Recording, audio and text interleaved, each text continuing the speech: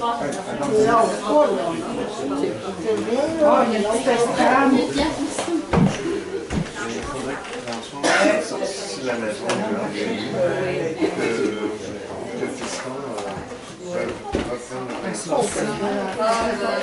Bonsoir tout le monde. Bon, on va commencer maintenant, mais là, je ne sais pas trop qu'est-ce que j'ai. J'ai comme le trac. J'ai le trac. J'ai le trac. Je me sens traquée, un peu tracassée, mais pas détraquée. Effrayée par ce micro, aimeriez-vous mes propos un peu rétro ou est-ce trop? J'aimerais mieux vous faire rire avec des petites vites que de me faire conduire à Louis Hippolyte. J'ai les jambes molles, j'ai peut-être l'air d'une folle. Je prendrais bien une molle avant de perdre la boussole. J'ai pas de bac, mon cœur fait tic-tac. Je deviens insomniaque quand la panique m'attaque. Il faut pas que mon courage, ça serait bien trop dommage qu'ils prennent le large et puis que je m'en fâche. J'aimerais faire un tabac avant de le fumer au lieu de brailler sur ma nervosité. Je me sens comme David devant Goliath. Pour éviter ce vide, il faut que je fasse ma smack. Même si je me sens tout croche, je cherche une petite roche, je veux pas être moche, même si j'ai pas de broche. Mes oreilles bourdonnent, mes orteils frissonnent. Voulez-vous une chanson avant que je chante la tonne? Mon cœur bat dans mes tempes, j'ai des crampes au ventre. Faut-il que je décampe avant d'être tout trempe? Mon dos qui fait donc chaud, je vais revirer sur le capot. J'ai visé trop haut, j'ai peur d'avoir l'air nono. On dit que je suis stressée, j'ai même pas pu souper, ni déjeuner, dîner, j'ai tout dégobillé. Je tremble comme une feuille, je me sens bien seule, ma langue comme dans une meule, la salive pleine la gueule. Plein la gueule. Si au moins mes pieds pouvaient arrêter de trembloter sous moi, ça pourrait me rassurer. Comme un lutteur dans le ring, la sueur dégouline.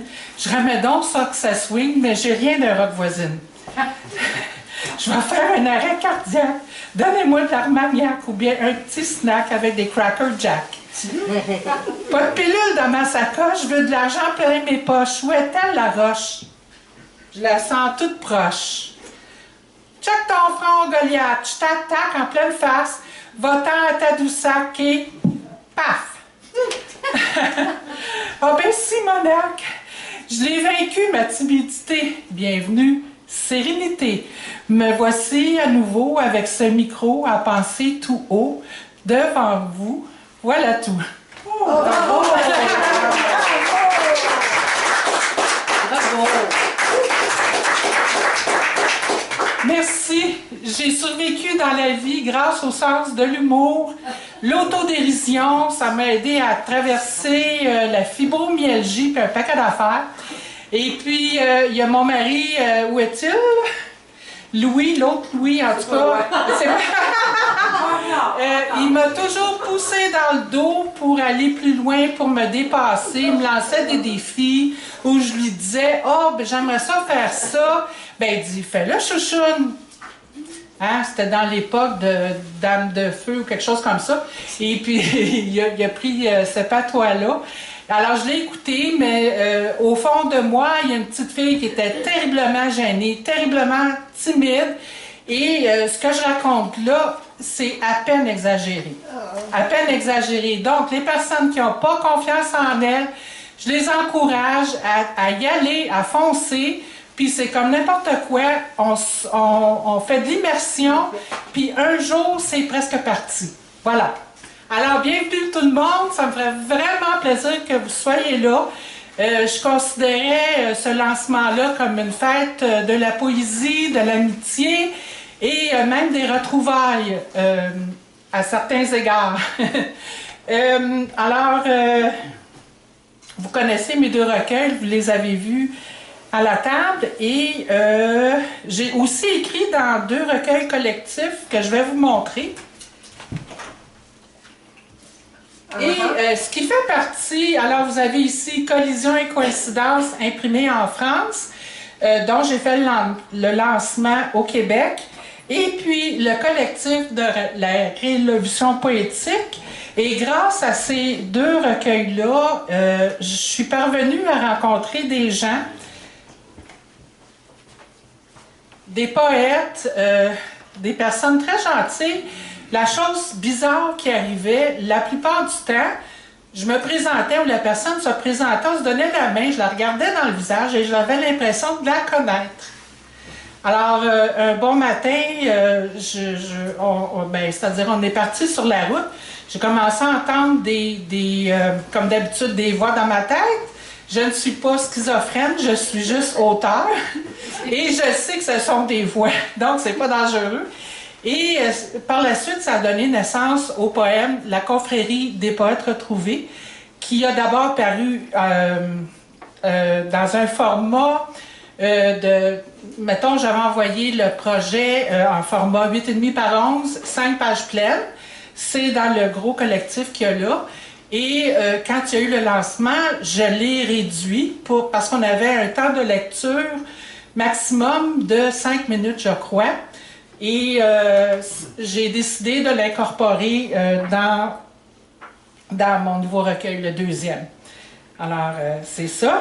Et j'ai eu plein d'affaires cette semaine, fait que c'est pour ça que je me sens un petit peu désorganisée. Et puis, bon, naturellement, j'en profite pour remercier l'UNEC qui offre la salle gratuitement à ses membres et qui nous donne les services du merveilleux Richard qui va s'occuper du son et, et tout ça. Alors, parmi les invités, nous allons trouver Zara Ansari, qui est là. Lorraine McNamara, La Pointe McNamara, qui a fait le voyage exprès de Toronto. Et c'est une histoire assez extraordinaire.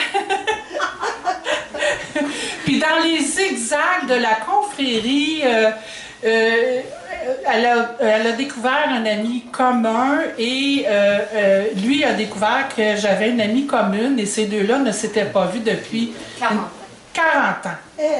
40 ans et ça grâce à une amie commune aussi.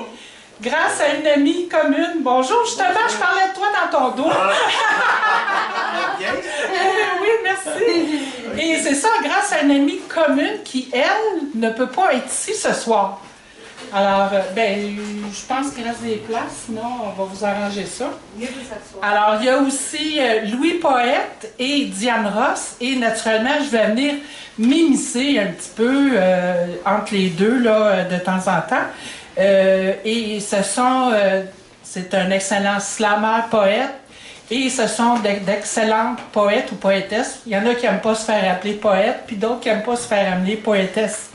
Je vais un petit peu vite parce qu'il faut absolument libérer ici à 8h30. Et donc, il y a ça. Vers 7h environ, il y aura une petite pause. Et ensuite, ça sera le micro ouvert. Il y a déjà beaucoup d'inscriptions. Selon le temps qui nous reste, on verra le temps qui peut être alloué. Et pour les personnes qui ne sont pas au courant, dans le micro ouvert, ça peut être notre poésie qu'on récite, c'est pas obligatoirement la poésie de l'auteur. Ça peut être, il y a des auteurs qui en profitent pour tester leur texte aussi. Donc, c'est ça. Et puis, on va y aller avec Spirit Flute. Oui, s'il vous plaît, pas trop fort. Après moi, ça sera Zara qui va commencer. Là, doudou.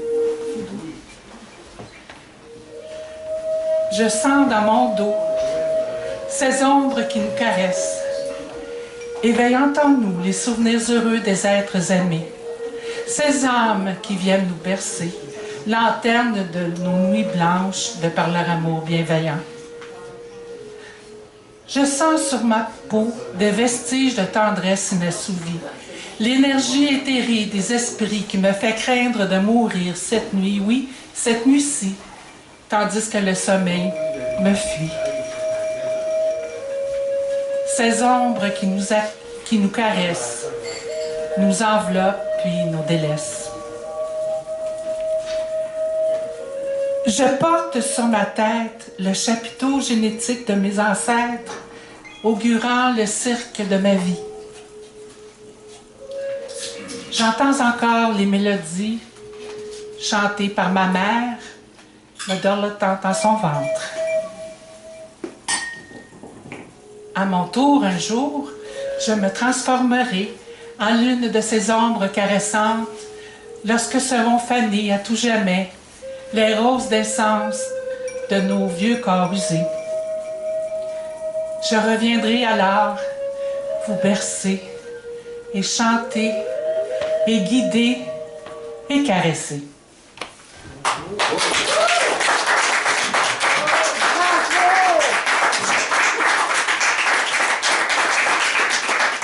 Merci beaucoup. Celui-là fait partie de Ces ombres qui nous caressent. Alors, je vais vous présenter Zara Ansari. Zara, je l'ai connue au bistrot de Paris, dans des soirées de poésie. On a pris des petits cafés, on a eu du plaisir ensemble, on s'est promenés, puis on se voit à l'extérieur des soirées de poésie.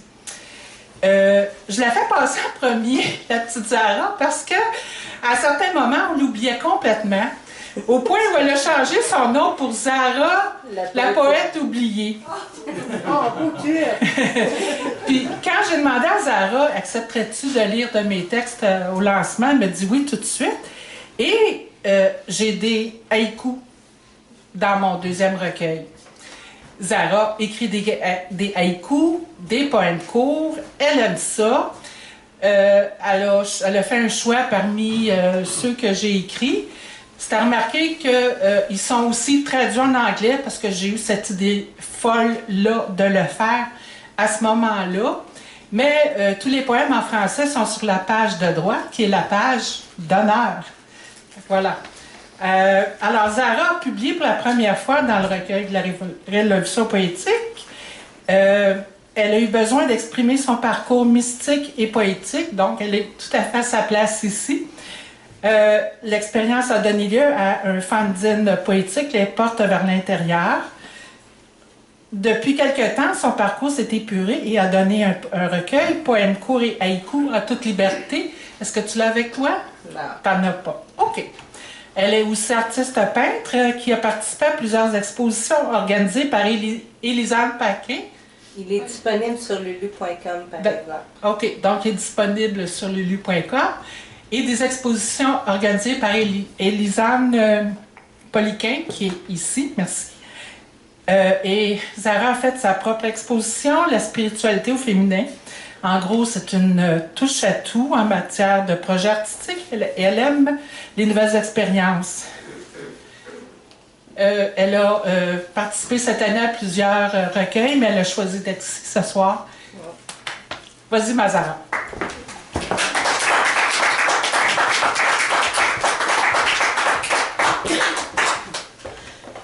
Ça me fait vraiment plaisir d'être ici ce soir.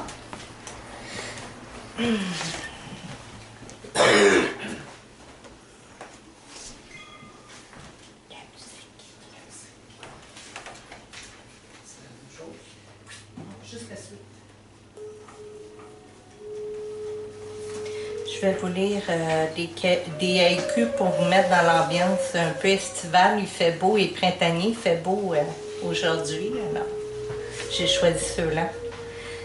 La sève des arbres sous tes pieds, toi qui me nargues, te suis pas à pas.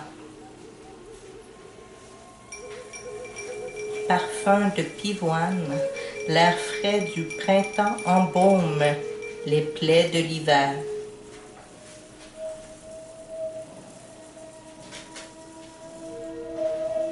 Érable à sucre, dégustons la tire molle sur la neige dure.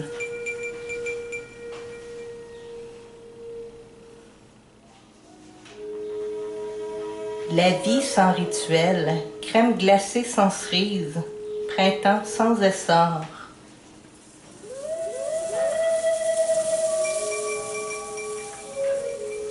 Tête de violon, déroulant dans le chaudron, ça sera si bon. Et oui, on a le droit d'un peu d'humour dans les haïkus, alors on peut s'amuser.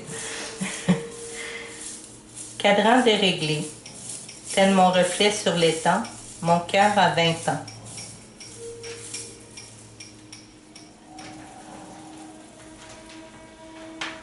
Solstice d'été, jour le plus long de l'année, tenues les plus courtes.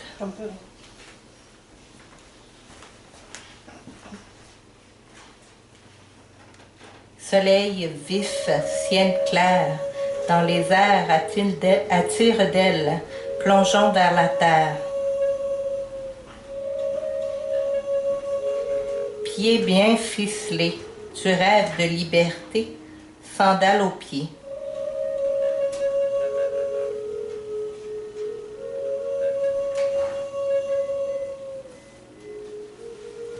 Sable dans les yeux, tu t'éveilles tel l'éclair aux vagues menaces.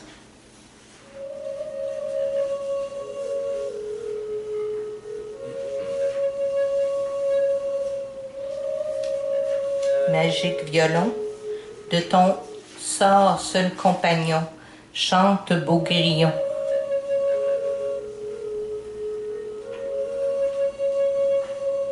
Rivière tarie, à grand besoin de pluie. Je t'attends, ami. Merci.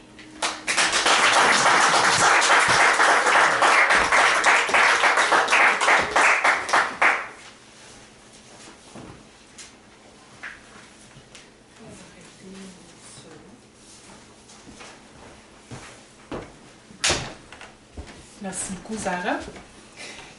J'ai oublié d'expliquer avant que les haïkus, ça vient du Japon. Il y a des règles très, très strictes à suivre.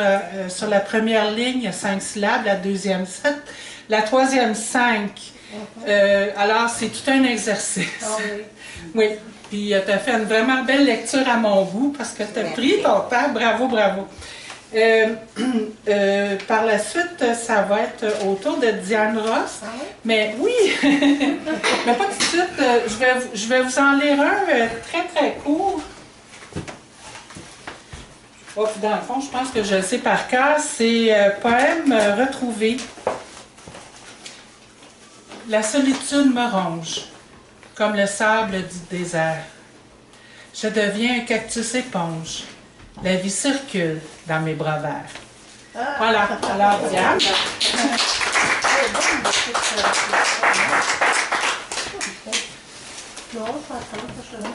Oui, un petit mot de présentation. Fait que Diane, on s'est connus au lancement de Collision et Coïncidence. Et,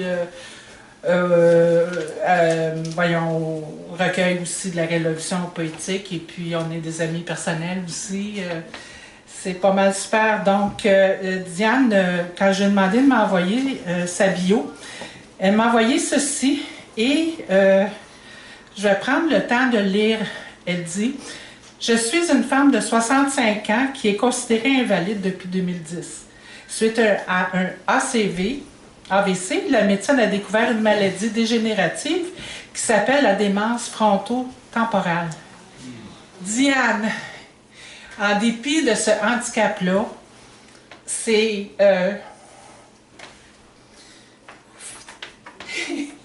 J'ai le stress qui sort. C'est une... On se calme, on respire par le ventre, tout est beau. Donc, oui, c'est que Diane est un exemple de résilience. Moi, ça a été pour la fibromyalgie, puis plein d'autres choses. Elle, ça a été pour ce problème-là. Elle a écrit un livre là-dessus qui a été publié aux éditions Libère, à quoi 1000 exemplaires, qui est épuisé. Wow. Oui, alors c'est pas rien. Elle a écrit aussi plusieurs recueils de poésie. Elle en a un qui est en chemin pour la publication. Et elle en écrit un autre, je m'excuse, finalement, je te lis pas tant que ça, je résume un petit peu pour te donner la chance de lire. Alors, si t'es prête, viens à ma belle. D'accord.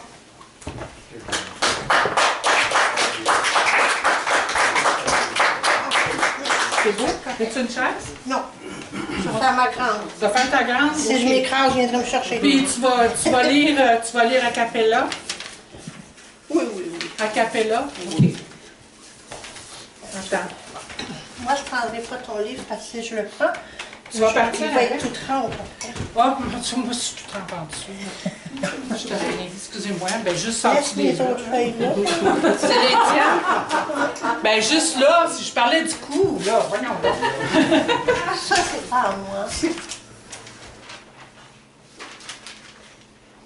De toute façon, tout ce qui est filmé, ça va être coupé, découpé. Oh, moi, ça me dérange absolument. Ah, OK. Voilà. Tu n'as pas l'air fou d'un vie, là. Alors, quand Jocelyne m'a demandé de lire 2 textes pour son lancement, je lui ai demandé si je pouvais choisir. Elle m'a dit oui. Alors, évidemment, j'ai pris les 2 qui me plaisaient le plus. Fantôme ou lunettes. Sorcière pratiquant la magie blanche des mystères insondables, j'entends vos pensées, je lis dans vos cœurs. Vos vérités vous appartiennent. Vous avez le droit de vivre dans le mensonge de vos croyances. Vous avez le droit de vous enfermer dans votre tour d'ivoire, de consacrer vos vies à de futiles plans de vengeance, à perpétuer l'ignorance crasse, pire que celle de la populace, en refusant de croire au pouvoir de l'amour et du pardon. Les exclus vivant ce karma collectif ont compris ce précepte. Mais vous restez accrochés au passé puisque vous semblez préférer porter les lunettes. Rose, entretenant vos illusions. Plutôt que de recourir au scalpel douloureux, celui du vainqueur, celui de la guérison. D'ailleurs, une guillotine vous attend. Après des siècles d'abandon, celle-là même que vous avez ressuscitée, et sa forme moderne, virtuelle. Son couperet se retourne maintenant contre vous, pour cause de haute trahison, envers la confrérie des poètes retrouvés. Seuls les fantômes ignorant qu'ils ont déjà perdu la tête, et le cœur et l'âme de poètes. Pendant que le reste de la confrérie s'exprime en toute liberté, égalité et fraternité, vous pouvez boulet accroché à vos pieds, de fantômes naturellement. Combien de vies encore vous faudra-t-il pour transformer vos égos démesurés en chaleur humaine, tolérance et humanité? Je plane au-dessus de vos agressivités passives, dans l'inatteignable bonheur sur vos monts balais magiques. Je soutire les maléfices de cette secte poétique et cache le tout sous le paillasson du perron, exorcisant le tout d'un coup de talon. Poussière, vous retournerez en poussière, sauf si vous demandiez pardon. J'en doute fort, mais si jamais, vous l'obtiendrez.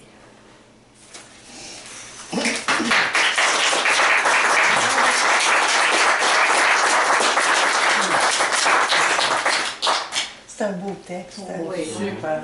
Très bien. Poussière d'or. Pardon. Devant la fenêtre baignée de parcelles de soleil, de la poudre d'or étincelle sur tes cheveux, illuminés comme voile de mariée. Aussi me parlais-tu en ces temps où la passion dominait tes pensées, bel amoureux transi, happé par le quotidien. Maintenant, ma jeunesse disparue, mes cheveux éteints, recouverts d'une astuce de couleur, ressuscitent du visage l'enluminure. Au fil des années, le voile de mariée se transformera en un linceul immaculé, venant recouvrir nos vieux corps épuisés. Je rêverai toujours de toi lorsque l'amour te saisira. Car nous, les idéalistes, savons transcender la mortalité, le temps, l'éternité.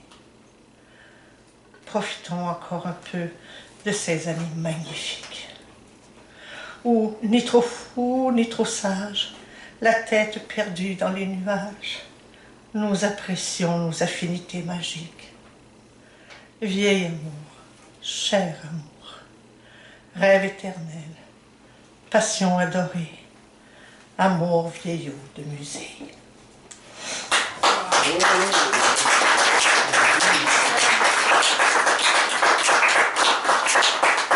Merci.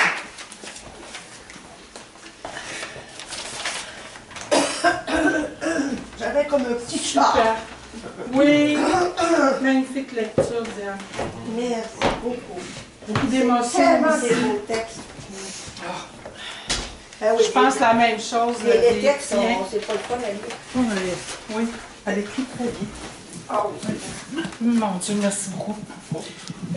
La prochaine personne à lire va être Lorraine tout à l'heure.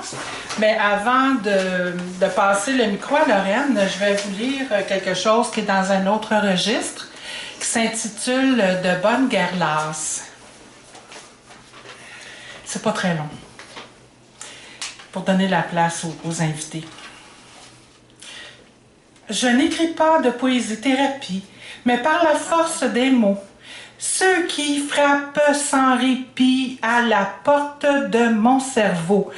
J'ai beau les repousser, ces mots beuglants, à la vitesse de l'éclair-né me rentrent dedans. Ces mots qui me harcèlent, parfois même me torturent, s'infiltrent par le trou de la serrure. Sournoise Gestapo intellectuelle. Des phrases font la guerre à mes idées préconçues.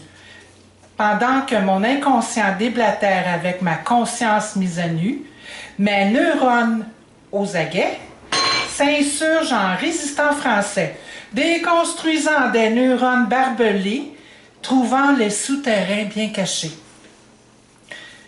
Je ne saurais que dire qui perd gagne. Glissant du cerveau à la pointe du stylo, les mots l'ont emporté en vrai dur à cuire. Sous le soleil, rien de nouveau. Le poème a surgi au milieu de la nuit, trahissant de son auteur l'âme. Les doigts mettent le papier blanc en berne, capitulant devant le vainqueur ayant eu leur peau. L'encre épuisée, le stylo rend les armes, redevenues ternes, s'étend de tout son long jusqu'au prochain assaut.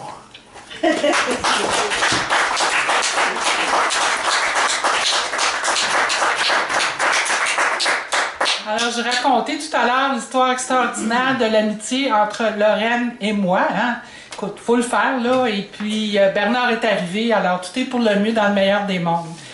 Alors, comme petite bio pour présenter Lorraine, elle est québécoise, élevée à Toronto, inspirée par l'eau et le fleuve qu'elle côtoyait enfant dans Charlevoix, elle a écrit ses tout premiers poèmes.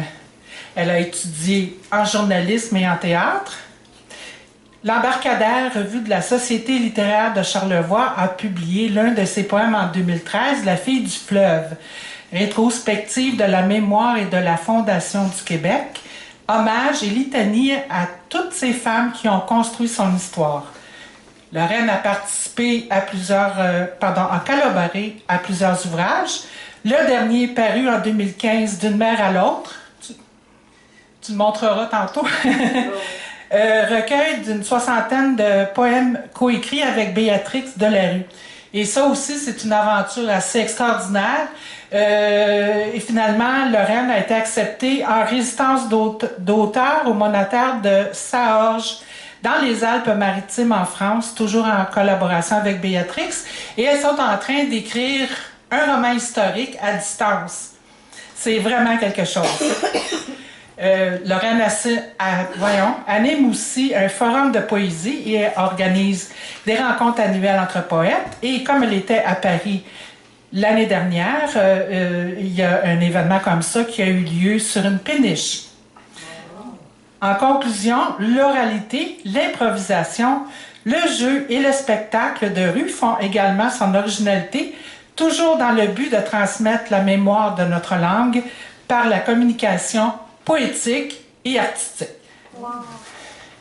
Alors, un des sujets de prédilection de Lorraine, c'est la mer. Elle a choisi 2 textes qui sont dans mon 2e recueil, celui de la confrérie. Je ne sais pas par lequel elle va commencer. Il y en a un qui s'intitule « Furie neptunienne » et l'autre qui s'intitule « Figure de proue ». Ce sont des extraits de ce poème-là qui existent aussi dans sa version longue originale. Alors, on accueille Lorraine Lapointe-McNamara.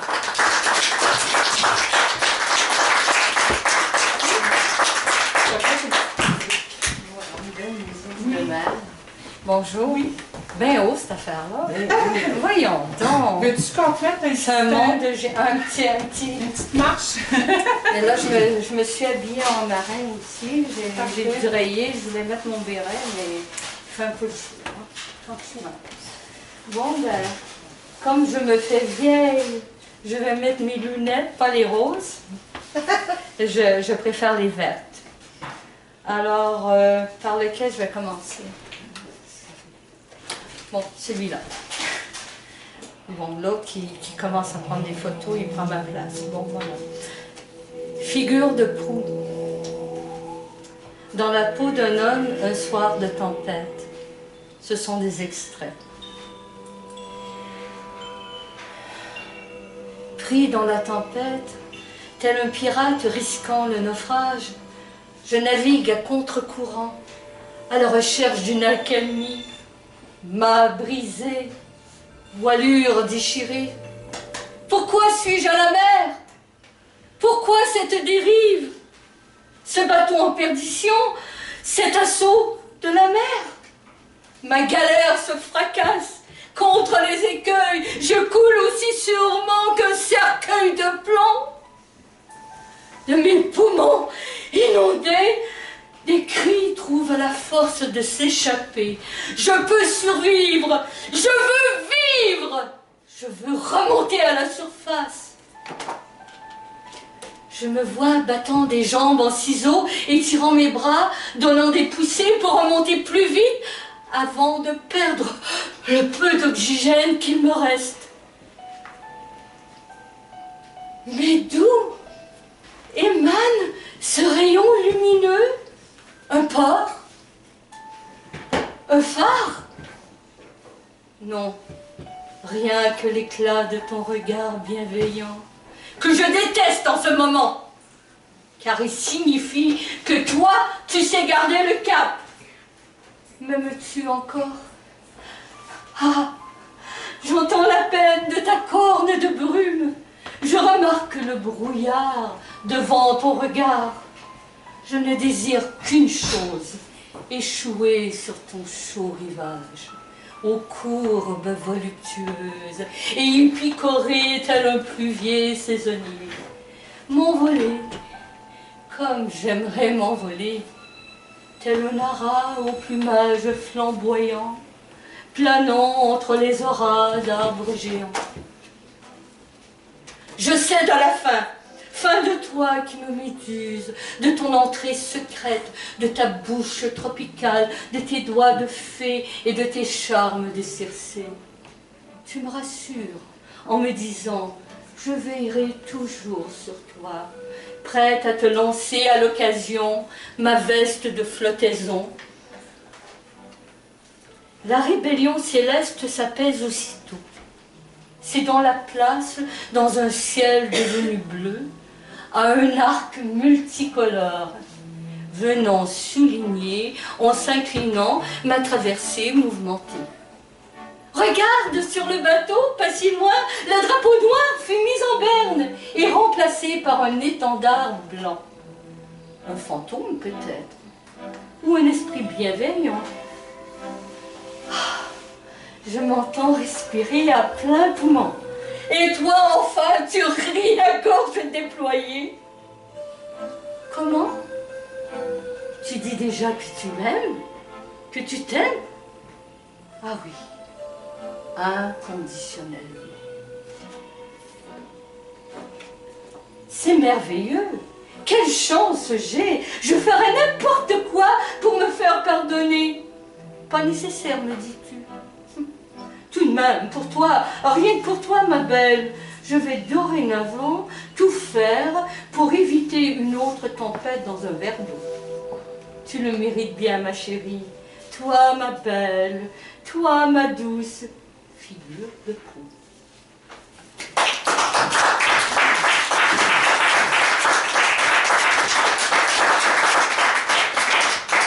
Et le suivant, ça parle encore d'eau. Naturellement, nous sommes tous venus de l'eau.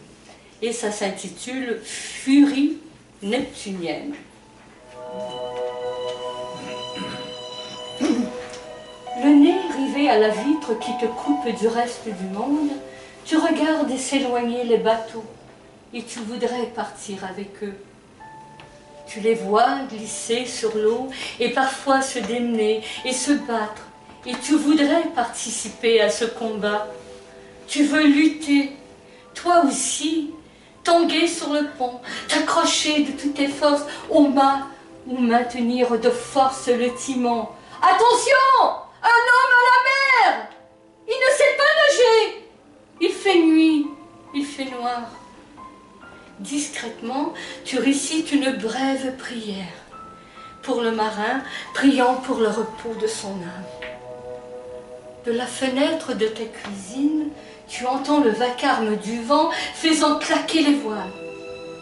De l'eau se jette rageusement contre les hublots dans un effort saccadé pour s'infiltrer dans le vaisseau, pour l'inonder, mais elle n'y parvient pas. L'eau gonfle, se détend, lave le pont, balaie tout sur son passage. Bois, poupe et proue. Et l'on veut aux hommes de violer son éternité, sa plénitude, sa maternité, son absolu. Tu n'as ni peur, ni froid, ni soif, ni faim, marin. Tu ne fais que répondre vigoureusement aux assauts des éléments. Si tu ne peux pas les vaincre, au moins tu te défends du mieux que tu peux.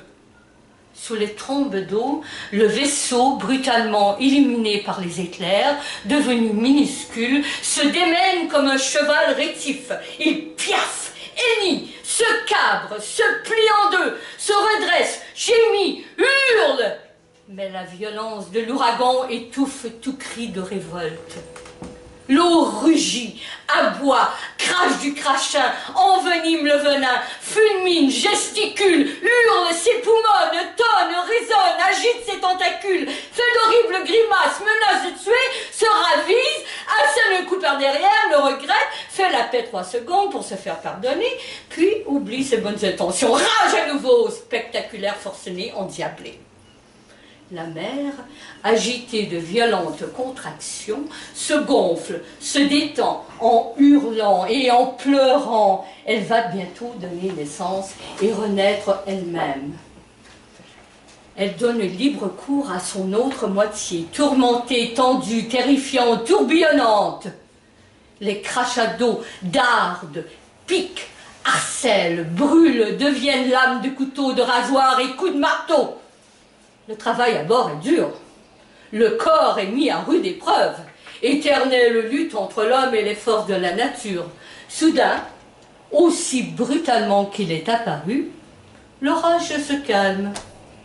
Le hurlement terrible du vent se tait, remplacé par d'immenses stratus couleur d'acier qui s'étirent avalés sous peu à leur tour par de gigantesques cumulus blanc. Le soleil émerge craintivement, observant l'œuvre d'une nuit ravageuse et tourmentée. Il se penche vers la mer, la lèche, la calme, la minaude, la minouche et amoureusement l'amadou. La mer, toute véhémence calmée, cajole à son tour, caresse, redevient mer, recommence à donner, toute douceur, généreuse, apaisante et grisante à la fois. Apprivoisée, l'eau, en même temps que le jour, prend naissance, accouche. Elle donne vie à des milliards de gouttelettes minuscules, enfants du soleil et de la mer, qui se transforment dans cette aube devenue paisible en de magnifiques arceaux multicolores. Comme il fait bon maintenant de naviguer sur des eaux tranquilles. Tu retournes sain et sauf devant ta fenêtre, maintenant embué de rondes vapeurs de ta respiration. Tu n'as pas vu le temps filer. Demain, ton imagination suivra le même parcours, t'entraînant à nouveau vers un ailleurs déchaîné, pendant que toi, tu fais claquer ton linge à vaisselle bien au chaud devant la fenêtre de ta cuisine. Voilà.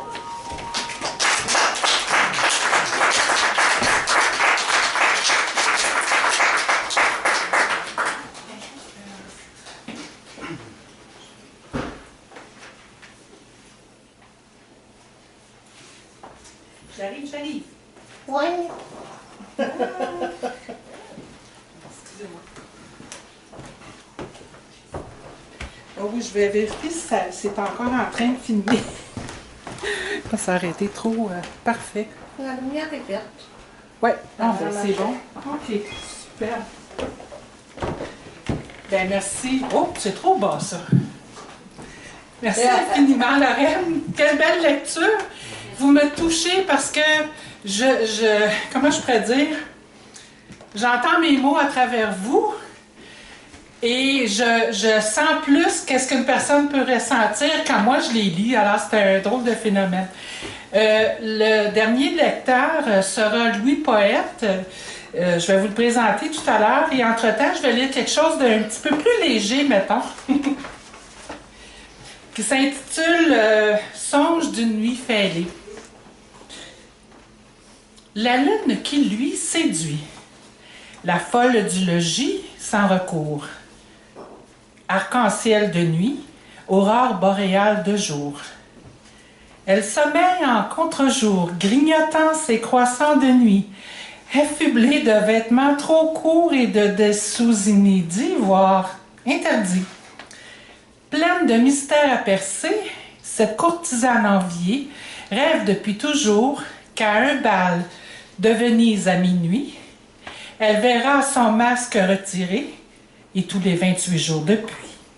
Et cela sans répit. Cette histoire m'a allumé. Brillante idée, il faut bien l'avouer. Allons saluer les étoiles fêlées et filons vite les enlacer. Je remercie Diane ici qui m'a aidé à améliorer ce poème-là. Louis, es-tu prêt? T'as sorti ton côté rose? Absolument. Je suis très contente d'accueillir Louis. C'est un slammer extraordinaire. Il vient de gagner, c'était quoi, un prix d'argent? Le second prix du concours de littérature des Amériques 2016 sous le pseudo @Louis Poète. Et il sera de la demi-finale de la Ligue québécoise de slam les 3-4 juin prochains. C'est un poète, dramaturge et metteur en scène. Il explore tous les genres poétiques depuis les années 90. On l'accueille chaleureusement. Il va lire Hull, une divagation que j'ai eue et qui est dans mon premier recueil.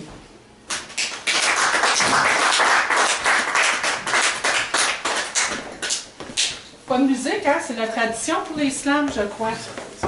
Ouais. Ah, c'est slammer. Les salauds. Ben, tout d'abord, quand j'ai rencontré Jocelyne, ça a été comme un coup de foudre poétique, je pense, mutuel. Puis c'est pour ça que, dans le fond, que je suis très, très flatté. Je pense qu'on est groupis. Oui, hein, mutuellement. Oui, c'est vraiment le fun. Puis il s'appelle Louis comme mon mari. Bon. Fait que je t'attends de jamais me tromper. Il est où, lui? Il est-tu dans l'auto? Oh mon Dieu, il faudrait pas qu'il entende ça. Il se dirait « Oh, j'ai de quoi être jaloux, là! » Sur ton premier recueil, c'était un des poèmes que j'avais souligné comme quoi je l'appréciais. Puis, ben, sur le coup, je pensais que c'était une histoire vraie. Mais j'étais déçu, là, franchement. C'est un fantasme. Non, c'est un fantasme, mais c'est très joli. Fait que c'est ça, je vous le partage. Et tu t'exprimes à travers Ben c'est ça. Je m'appelle Jocelyne. J'ai 22 ans. Puis je suis en voyage. Voici le récit de mon aventure avec Hull. Passion torride dans une contrée d'airain. Voyage prémédité depuis des ans. Je le vis d'abord nimbé de brume au vestibule de l'hôtel, où il reposait tranquillement sur un banc. Cheveux encore mouillés, sortant à peine du bain. Je m'assis à mon tour dans une chaise à bascule, mais en le voyant, je ressens la flamme du volcan qui couve en lui. Il me fait un clin d'œil coquin. Son regard se détourne parfois pour lire la pendule. Pour nous rapprocher, c'est plus prudent. Surpris, nous entendîmes un bruit soudain.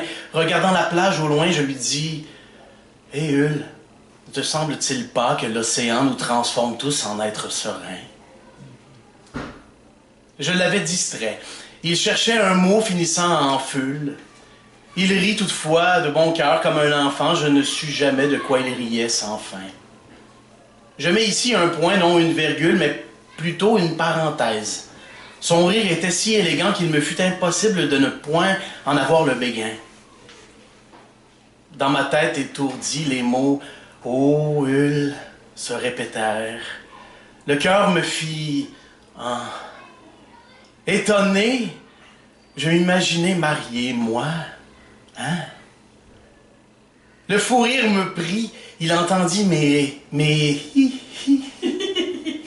Hull. Il n'était pas question de l'imaginer impatient dans une église lors d'un mariage canadien. Je le voulais simplement comme un Jules au lieu d'un Goliath, d'amour géant. J'avais peur de l'amour, car d'habitude je gêne. J'essaie d'éviter les situations où l'on m'accumule, où on m'accule à faire ce que je ne veux pas.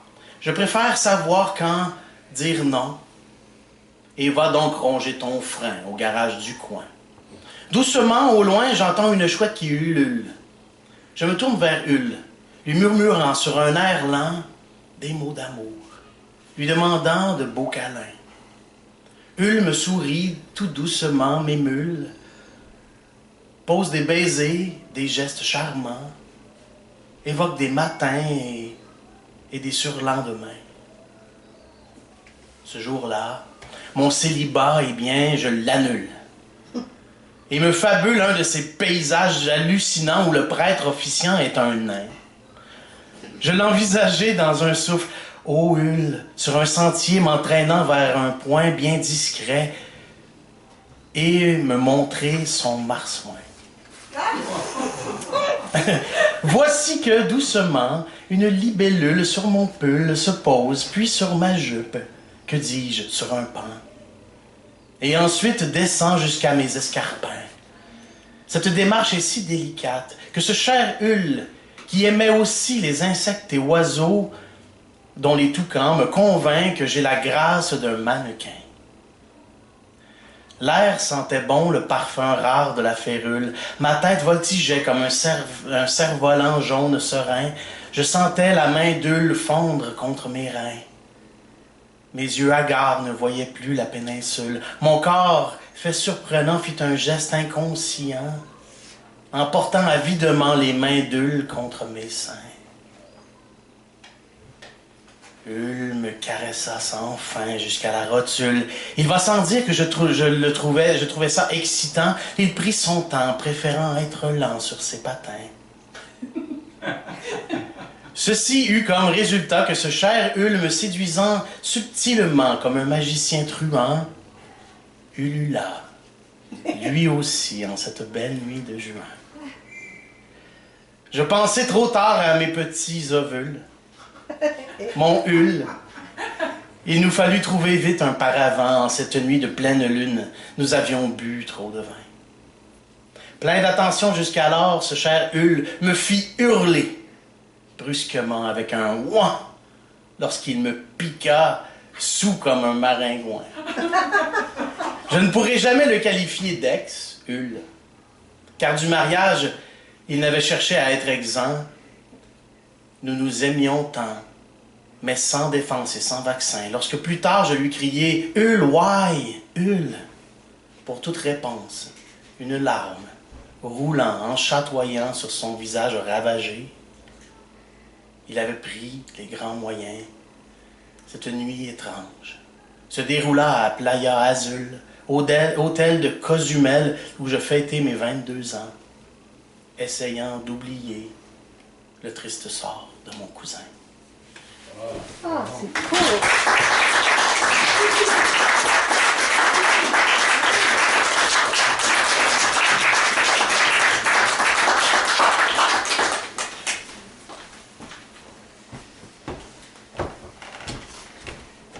Wow, Louis, c'est encore formidable. Il a rendu ça avec beaucoup de tendresse et comme c'était un texte qui avait été écrit en prose et non en poésie.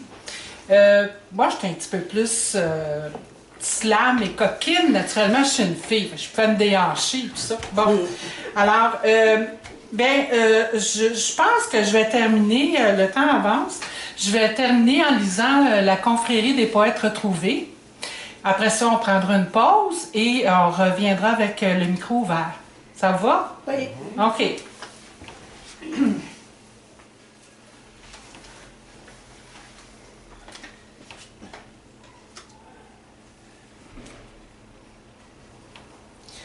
Chapeau noir jusqu'à nuit blanche.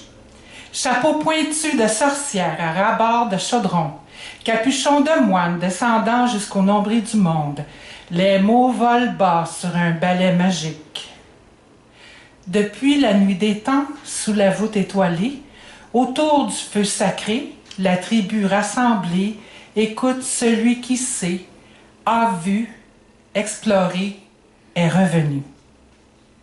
Volutes de fumée parfumée, brins d'herbes hypnotisantes, encens raffiné, paroles d'argent écoutées dans un silence d'or, ciselées pour la postérité, témoins de récits s'imprégnant dans la mémoire du temps.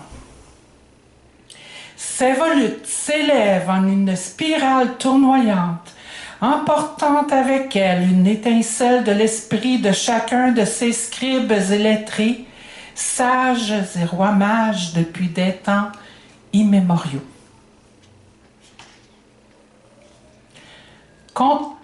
Conteur à la belle étoile, pieds nus dans le sable sous la tente, la hutte sentant la paille ou le sapin baumier dans la maison longue, ou bien encore dans la froidure de l'igloo Itou devant le village réuni, accomplissent leur mission de vie. Or, voici que des âmes vagabondes reviennent sur terre dans un zigzag étonnant et en destin croisé de moines depuis leur scriptorium, enluminant parchemins dépassés, échangeant leurs plumes trempées dans l'encrier contre stylo mécanique et papier aseptisé. Grands chamans sur leur wigwam, mots guérissant les mots, prêtres, déesses, oracles, devins, devines, et devinettes divines, moines, prédicateurs et frères, brothers, vœux de pauvreté, poètes méconnus, prêtresses, poétesses et sœurs, sisters, vœux de chasteté non respectés, au diable la moralité, brothers and sisters, congrégation de cœurs solitaires, joignables en tout temps par cellulaire, révolutionnaires aux pamphlets incendiaires, dénonçant injustice contre la populace par les dirigeants rapaces. Araignée détestée, tannée de se faire écraser, prend sa revanche sur la toile universelle. www.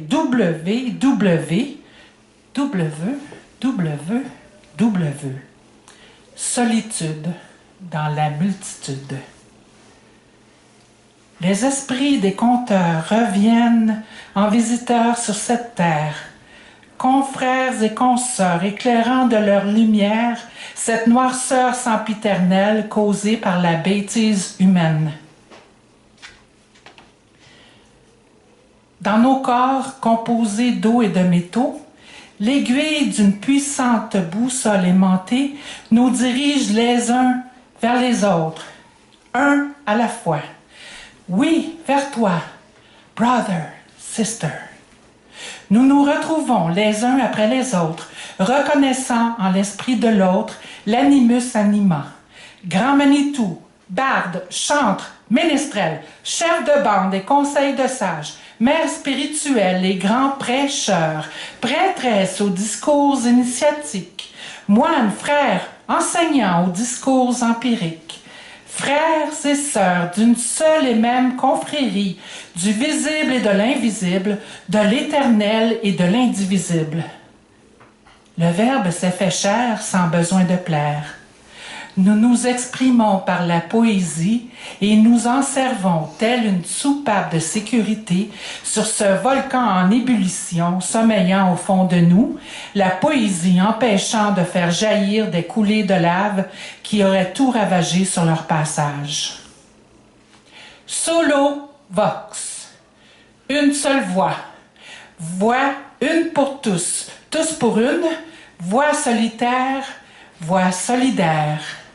De nos jours, entre frères et sœurs, nos âmes rassemblées, de nous qui sommes sur le sentier de la révolution poétique, nous, pèlerins bénis, nous exprimons ici, en toute liberté, égalité et fraternité, en poètes qui se respectent, nous, la confrérie des poètes retrouvés.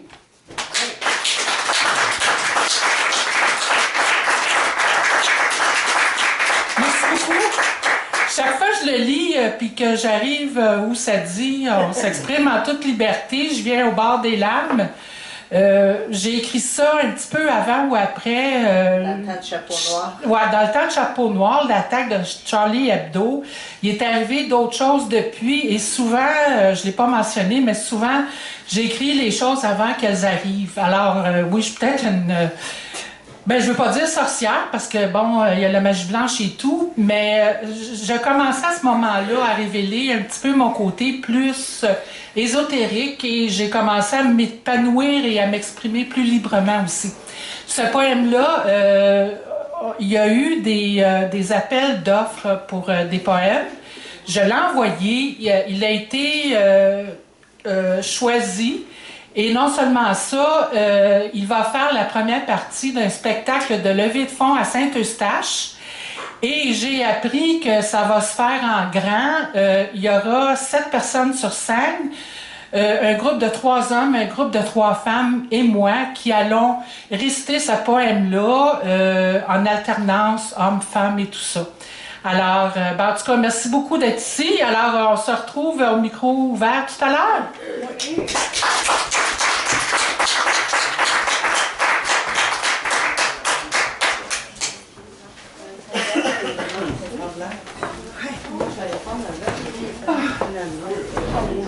Ah, merci beaucoup.